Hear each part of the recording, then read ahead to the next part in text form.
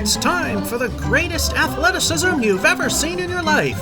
The pros and the leagues are shaking in their boots. With all the videos out there of talented bowlers showing their stuff, there's this series, as it is now time to watch me suck at bowling.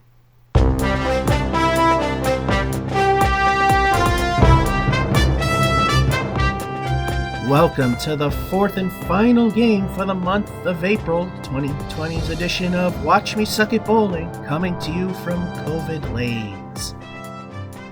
Of course, we are bowling on lane 19, and if you're wondering why you're seeing photos and not hearing audio, that's because on the last game, one of my neighbors outside decided to blare their music, although not horribly loud, just enough to be a problem for the video, so yeah, most of the audio is going to be muted.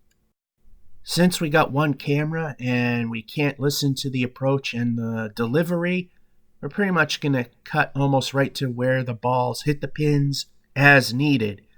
So how will the final game go? Let's find out. After I tell you that. Watch Me Suck at Bowling is proud to sponsor the hit candlepin TV show King of the Palace whenever it gets back up. Type King of the Palace in the YouTube search bar and watch to your heart's content. If you like what you see, go to youtube.com/newpalacelanes. Hit the subscribe button and the notification bell as new videos are coming along. And the backlog is filtering out, so there are new videos even now. And speaking of now, time for a muted game. Let's go. Last game, frame 1, ball 1. So far, things haven't gone all that badly. Let's see if that continues.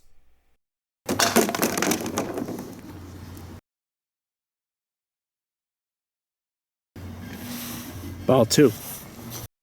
The 4 horsemen plus the 4 and 7. Some wood in the back that might do something. Oh, yes. The excitement as I did not see that spare coming, and it's very hard to do on Masonite. For those of you who like the pin setters, here's the GF2 in action.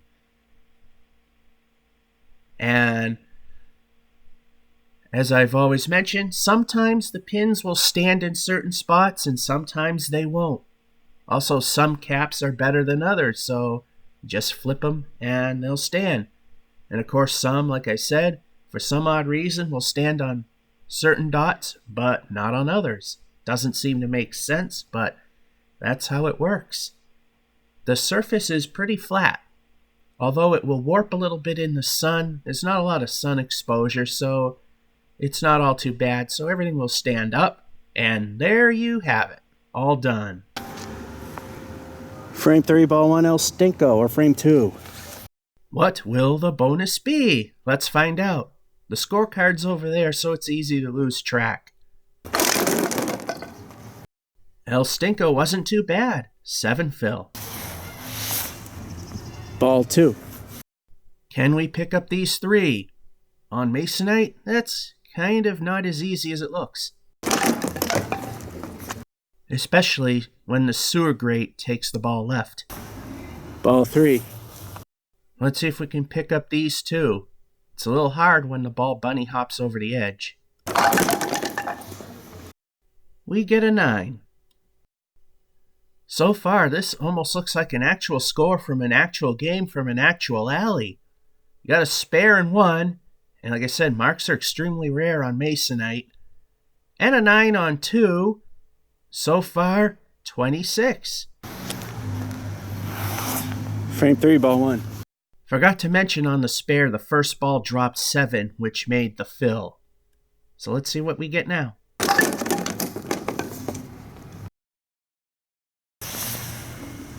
Ball 2. The right side is gone, now we got the left. Some pieces of wood sticking out that might help if we miss.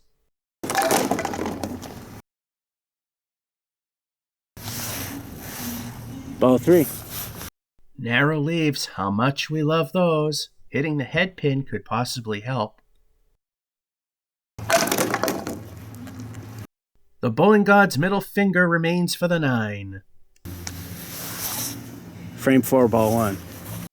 So far, every frame has been good, and we already have a mark.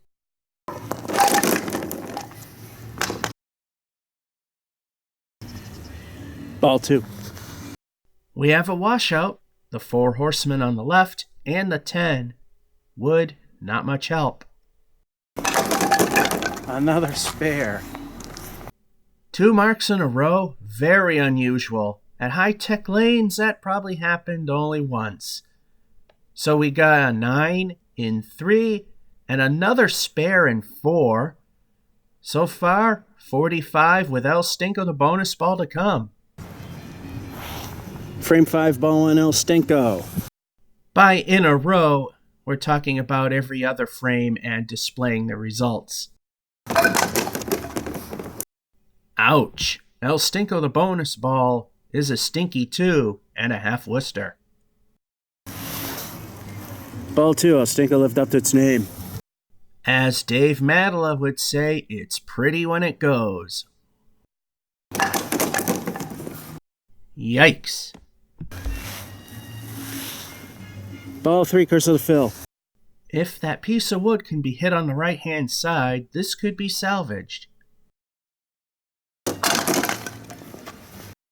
Almost.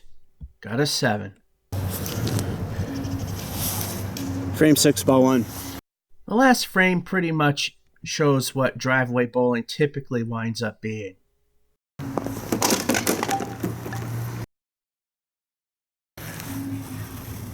Ball 2. Left side plus the 10. Kinda difficult.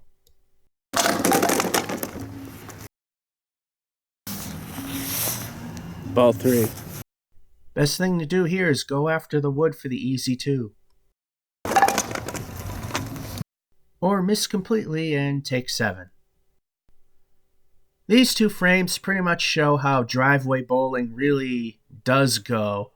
Even in this case, if it's only a 20-foot approach, being that's the only flat spot there really is. Pair of 7s, 5 and 6, 61. Frame 7, ball 1. It's only 20 feet from the end of the parking spaces to the head pin. It's the only flat spot there is. The ball comes back down. The curbing actually didn't stop it this time. A lot of times the ball comes back. Doesn't take anything with it. Fair delivery, whatever would have fallen, would have counted. Ball 2. By flat spots, the driveway pitches every which direction for drainage.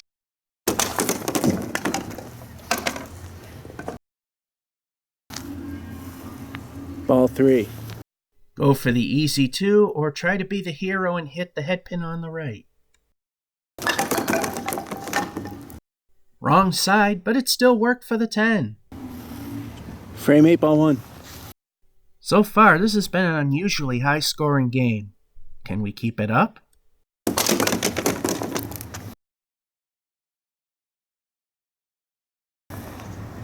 Ball 2. It seems every first ball has been garbage as of late.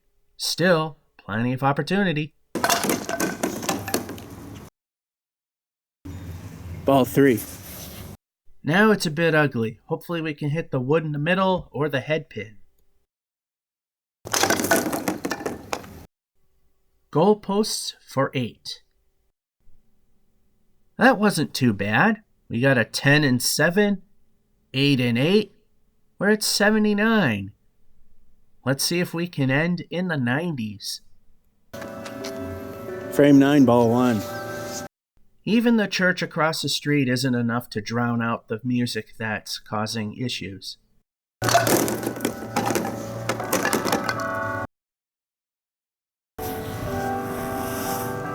Ball 2. Mini triangle on the right. The 4, 7, 8. Possible spare.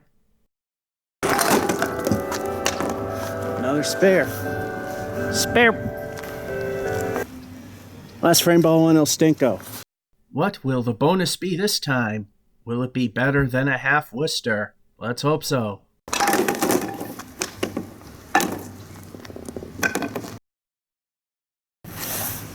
Ball 2. As stated before, fair deliveries where pins fall on their own still do count. Here comes our returning friend, Mr. Bowling Ball, and like anything else, pretty much no help. Although left Wood in somewhat a favorable position. Ball 3. Can we pick this up? Will the manhole cover become a factor?